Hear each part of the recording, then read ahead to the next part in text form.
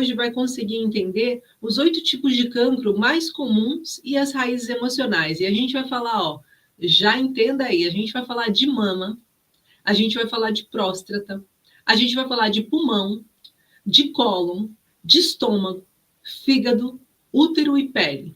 São os 8 tipos de cancro mais comuns, mundialmente conhecidos nesse momento. Então, nós vamos falar o que significa cada um deles e como a gente consegue enxergar a partir da dor emocional o porquê que aquilo virou cancro, tá? Então, a gente vai falar disso com muito carinho para que a gente consiga compreender essa importância da gente parar de repetir os mesmos erros, sair de padrões de repetição e começar a trazer soluções, não só para os nossos pacientes, mas como para nós também.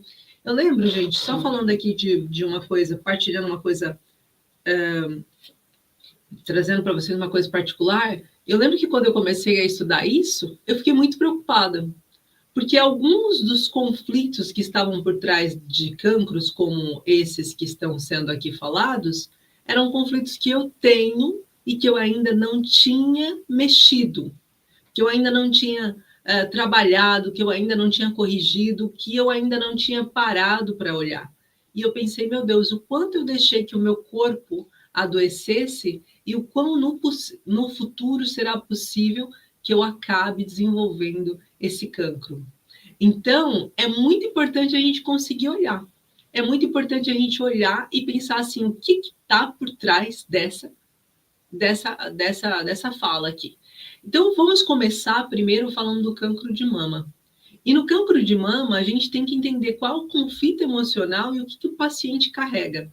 Eu até pouco tempo atrás fiz um videozinho falando sobre o cancro de mama, mas é tanta coisa que fica por falar, que é tão importante a gente entender, e é importante a gente olhar com um olhar de profundidade, tá? Então, a gente vai estar olhando aqui com profundidade. A gente sabe para que serve, né, a mama. A gente sempre tem que ir, eu ensino muitos terapeutas biomicrohertz a olhar a função biológica daquilo que está acontecendo. Qual a função biológica da mama? É nutrição, certo?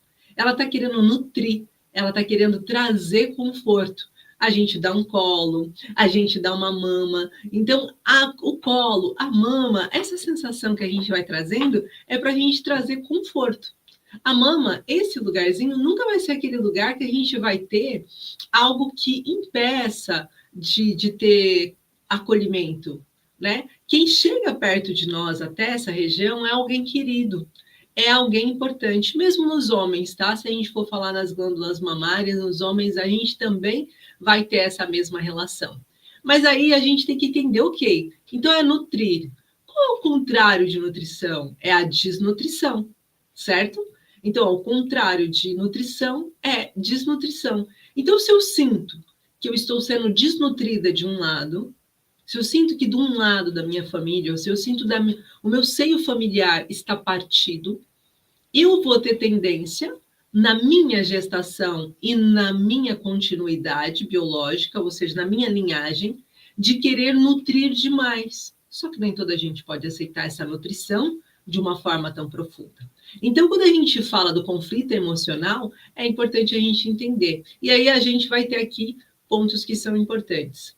Se você é destra ou se você é canhota, tá? O que eu quero dizer? Se você é destra, se você usa a sua mão direita como dominante, você pode fazer o teste da palma. A mão direita é a mão que bate, então a mão à esquerda significa o que eu vou trazer para você. Se você for esquerdina, o que eu vou falar na mão esquerda é ao contrário, tá bom? Porque senão vocês se perdem. Então, o que significa aqui? A mão à esquerda, ela vai trazer uma preocupação profunda com o filho, com a mãe ou com o parceiro. É uma preocupação profunda com esse ninho mais próximo. Eu queria ser mais amada pela mamãe. Eu queria ser mais amada pelo meu filho. Eu queria ser mais amada pelo meu parceiro. Eu preciso nutrir mais ele. Quem sabe se eu der mais nutrição, eu vou ser mais amada. E olha, a mama, o cancro de mama, normalmente é eu tentar desesperadamente ajudar a minha família. É eu tentar fazer com que a minha família volte a ser uno. É eu tentar voltar a fazer o acolhimento. a essa unção. Por isso que normalmente pode acontecer de, se sua mamãe teve uma relação quebrada com você, se você sentiu que sua mãe desgarrou você da mama, ou seja, que você não é escolhida, não é querida por ela, a sua probabilidade de desenvolver isso é muito maior, desenvolver esse campo. Então é importante que a gente olhe essa mama esquerda e entenda, ok, em pacientes destros é essa relação com o filho, com a mãe, com o parceiro. Já se a gente for falar da mama direita, ainda falando das pessoas que são destras, né? O conflito é com o outro, tá? E aí é normalmente um parceiro amigo, um parceiro amoroso que está no início ainda, tá? É uma sociedade, é um trabalho que eu preciso dar para aquele trabalho. E daí desenvolve mais essa mama direita, esse problema. Então, eu fico sentindo que eu preciso nutrir aquele lugar. E eu começo a entrar num processo de excesso. A gente tem duas formas do nosso corpo reagir. Ele pode reagir por proliferação ou aniquilação.